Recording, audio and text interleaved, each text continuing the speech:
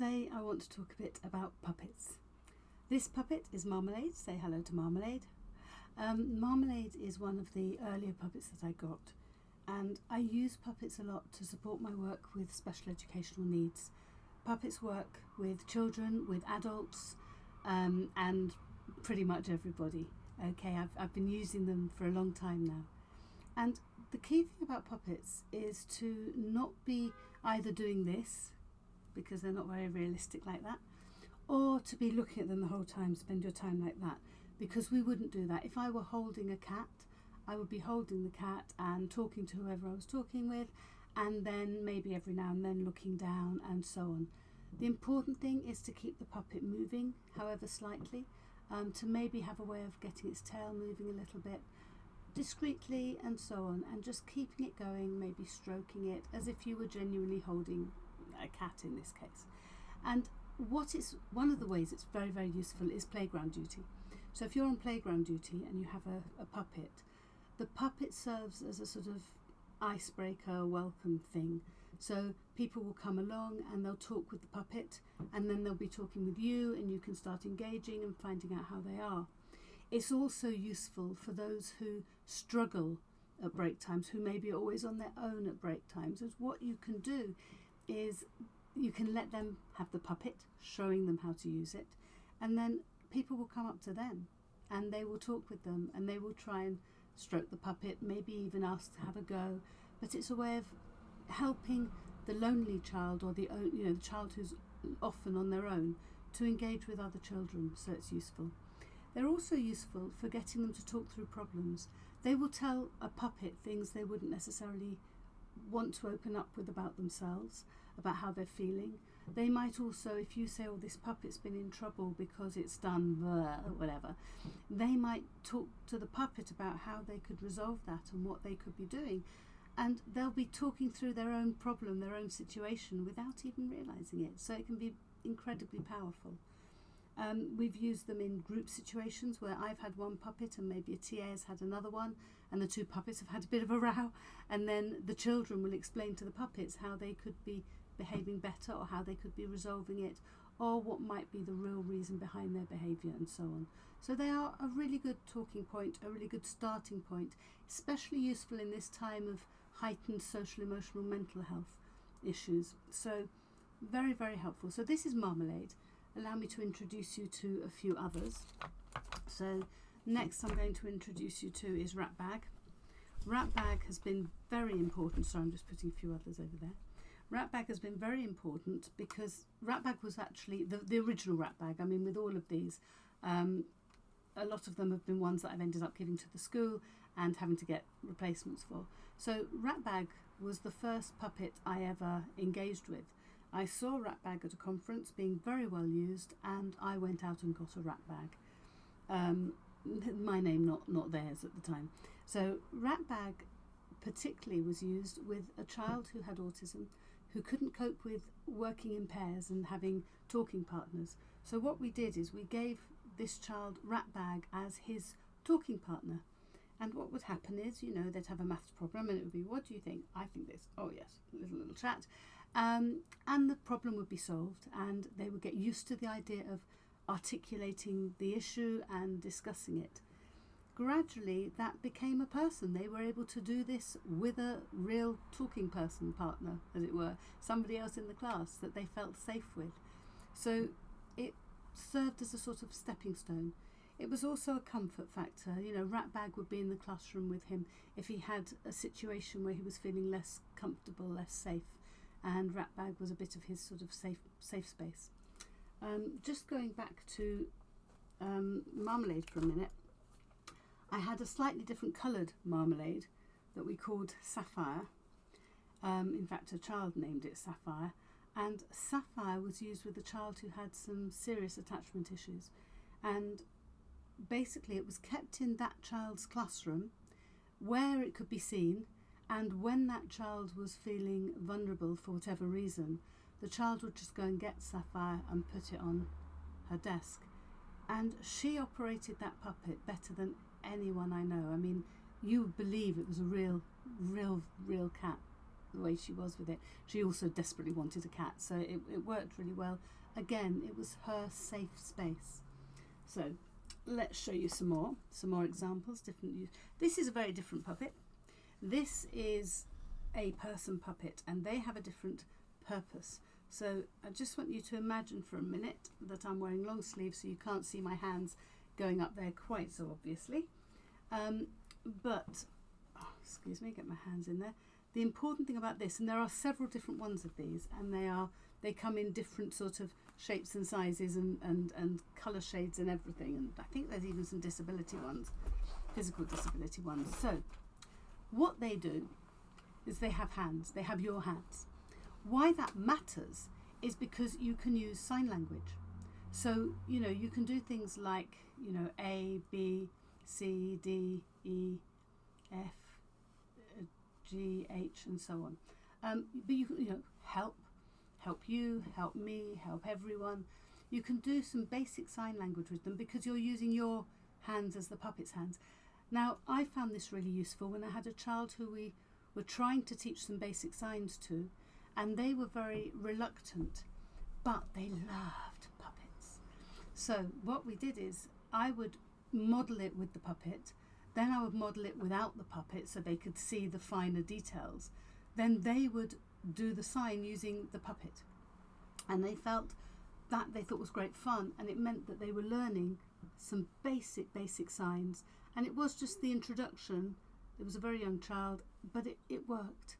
It's also worked with somebody who had situational mutism.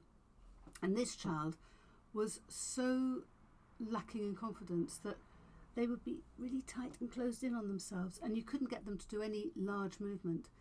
But with the puppet, they would act those things out. So say it was head, shoulders, knees and toes. The puppet would do head, shoulders, knees and toes with her hands, and it was a stepping stone into being a little bit more confident in the classroom. So they have different uses. They are very useful, they're very cute, and again, it's a way in. Puppets are about a way in. Okay, so a couple more. So that's her. Now, next, finger puppets. I've got a couple of different finger puppets. Finger puppets are good because they are small. They're in your hand. You can almost have them not showing at all for a while when you do your learning walk. And then when you want to get this child to engage, you can gradually let it come out and they will come and talk with it and so on, stroke it. It's very small, it's very discreet. I find sometimes the older children prefer to have a finger puppet because it's less obvious, it's less sort of, I've got a puppet on my desk, and they just find them quite comforting. There was one child who I ended up giving her my puppet in the end to help her through a tough time. It was like a security blanket for this child. Having the puppet meant that if I wasn't there, they felt that I was still there, if that makes sense. So little finger puppets, they're very discreet, and they're just very useful for those little learning walks and things like that. So you've got it with you at all times. There's a puppet in every one of my handbags. I'm a bit sad, and I admit that. But, I have puppets. When I'm out, if I've got a child who's maybe getting a bit fractious at another table, I'll have a puppet out and I'll just sort of do that behind my shoulder. It's amazing how quickly they calm down. Really useful. But as a special needs teacher, they serve a very good purpose. So that's one. I'll show you another finger puppet one. I've got finger puppets out. This one is a seagull. I live near the sea, so it seems quite appropriate to have a seagull. The bird ones have proved to be very popular with children, but also things like the mice and the rabbit, as you saw. So this is just a bit of fun. This is a real playground, what I call a playground puppet. It moves faster than a lot of the others because it's a bit excitable, like a lot of children are. You can make its tail move without looking too obvious that you're doing it. It can be quite lollopy. It actually, I don't know if it comes out on the video, but it has a sort of deep breath sound effect, like a but it's just really, really quite a cool, fun puppet. If you've got this puppet with you on playground duty, you can guarantee that you're going to have children coming up to you because they all want to see the big shaggy dog. They just absolutely love it. Again, not just primary. I've used puppets in primary and secondary, and they are well received in both. The next two puppets I'm going to show you are very much serving a specific purposes. So this is a porcupine called Spike. So I just need to get Spike on, if you excuse me, shoving my hand up its bum. Spike looks spiky because it's a porcupine, and porcupines are spiky.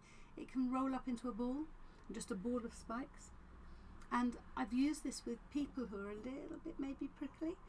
And when you go to stroke it though, it's not spiky at all. It's really soft.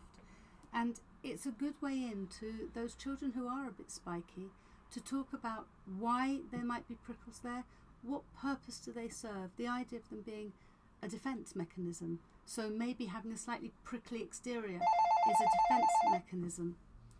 And then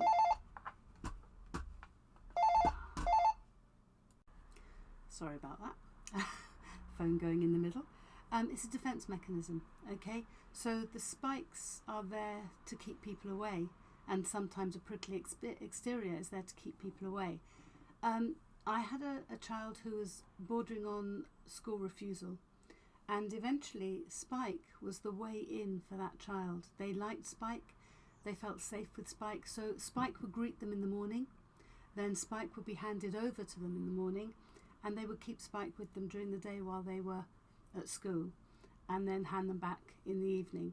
And it was a way back in. It was a way that showed that person was understood, that we understood that that person felt a little bit prickly, a little bit in need of a defense mechanism, and we cared, and it brought that child into school. So it also helped others understand that just because somebody might look spiky, it doesn't mean they are on the inside. It's worth taking that time, okay?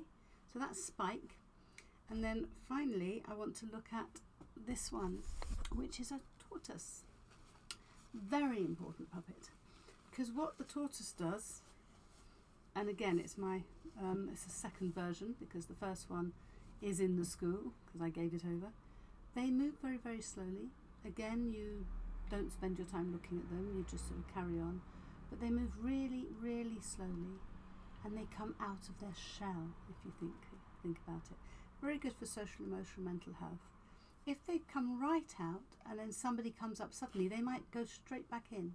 And you can talk about coming out of your shell, going back into your shell, the feeling being safe when you're in there, and that you don't want to rush into things. You want to go cautiously, and you look around, and you want to check it's okay.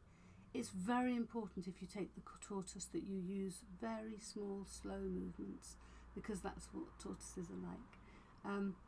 But I've had a lot of success with this in terms of getting people to open up and talk about shyness and how they feel and when they feel a little bit cautious and so on.